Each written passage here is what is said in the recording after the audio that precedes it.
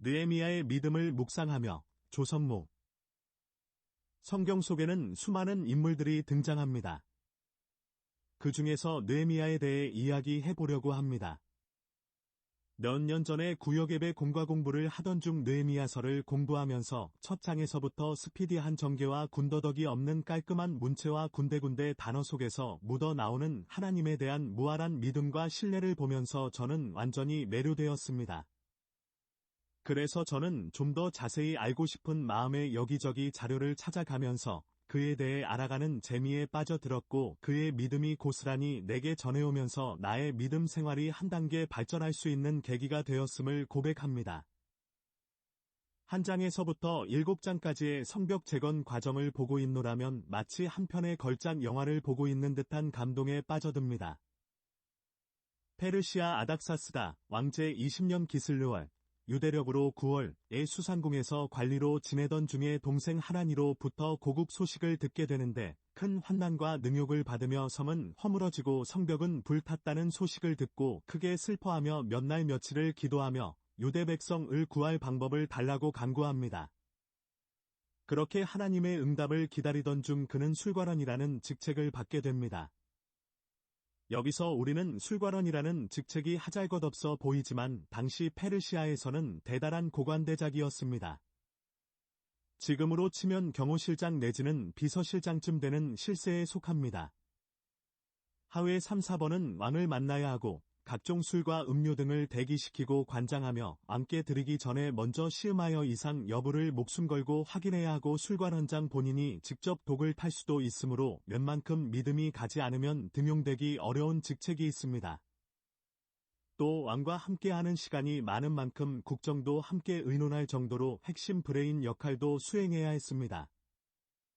더군다나 느헤미야는 포로로 끌려간 이스라엘 민족의 후손이었기에 극심한 차별과 멸시가 있었다는 것은 뻔한 일이었습니다. 그런 점에서 볼 때 그가 얼마나 비범한 능력의 소유자이었는지 능히 짐작케 합니다. 그는 페르시아에서 태어나고 자랐지만 자기의 정체성을 잃지 않고 하나님을 경외함으로써 신실한 종의 모습을 보여주었습니다. 그런 그를 하나님은 보시고 장차 이스라엘을 구원할 제목으로 쓰셨습니다. 미국으로 이민 와서 살고 있는 우리로서는 느헤미야처럼 우리의 자녀들이 그러한 자리에 오르기란 하늘의 별 따기만큼 어려운 사실이라는 것을 잘 압니다.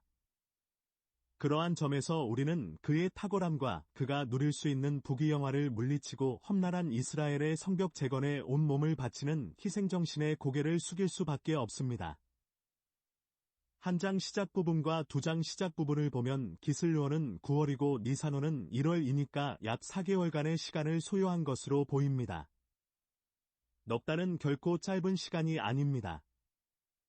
특히 예루살렘 성전이 환난을 당하고 있다는 보고를 받은 후엔 한시가 급했을 것입니다. 그러나 그는 때가 무르익기를 기다리며 기도와 간구로 인내했습니다. 섣불리 나섰다가는 이를 그르칠 수도 있으니까요.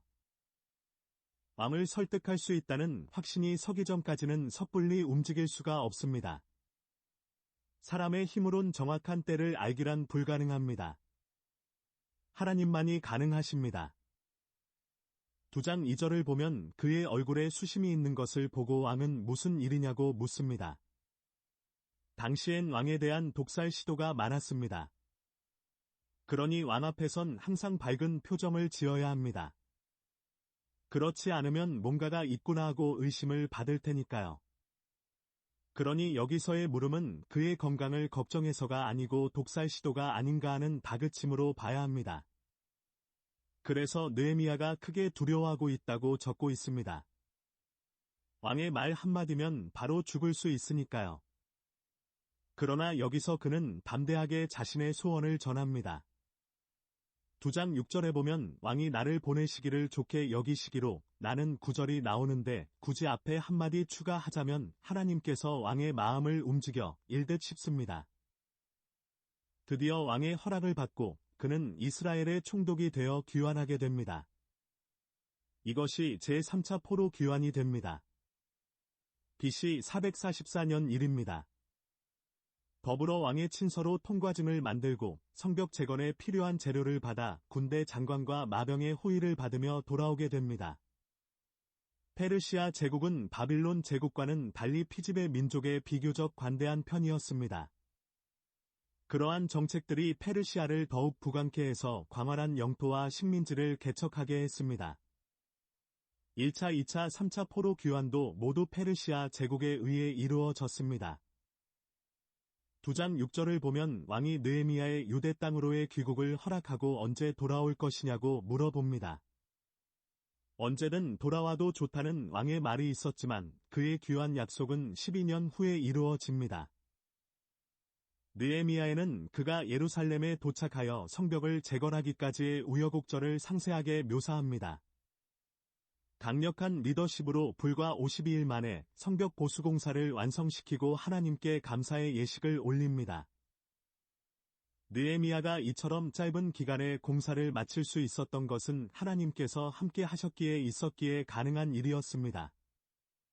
강력한 리더십은 자신감에서 나오고 자신감은 하나님께서 나와 함께 하신다는 믿음에서 나옵니다. 그는 어떤 어려운 문제에 봉착했을 때 항상 하나님께 먼저 질문했습니다. 내가 원하는 대로가 아니라 아버지의 뜻대로 되길 원했습니다.